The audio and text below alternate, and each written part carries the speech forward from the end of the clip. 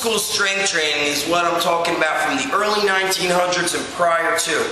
This is when training was also called physical culture. It was based around minimal equipment, but developing the body as a whole. So it was strength, power, speed. It was also about looking good, being very fit, and having a mixture of not just looking strong, but also being strong, being able to perform. So these people were actually doing training with sandbags, stones, heavy dumbbells, heavy barbells, and also gymnastics training. And this is, if you are familiar with any of this, or you go on eBay, they had strongmen training in the circus, and that was also called old school strength. These people were able to, to train with partners and balance them on one hand and press them overhead.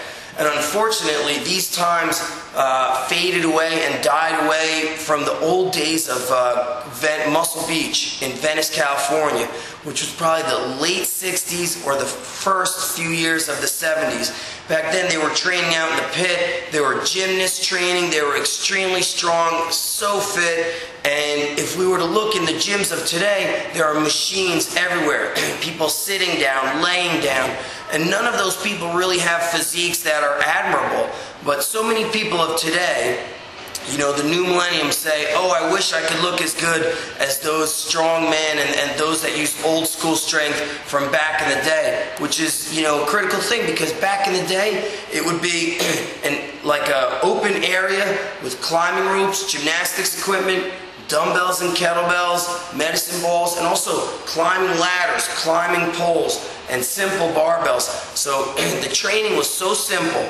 It was quick and easy to learn, but the results were powerful. And that's what old school training is about. And I think one important thing about old school training is not only was it great for the outside, but for the soul. It brought people together. There was camaraderie. It made people feel emotion. Whereas today, training in these gyms with the crappy music and everybody on their cell phones, it brings the energy down.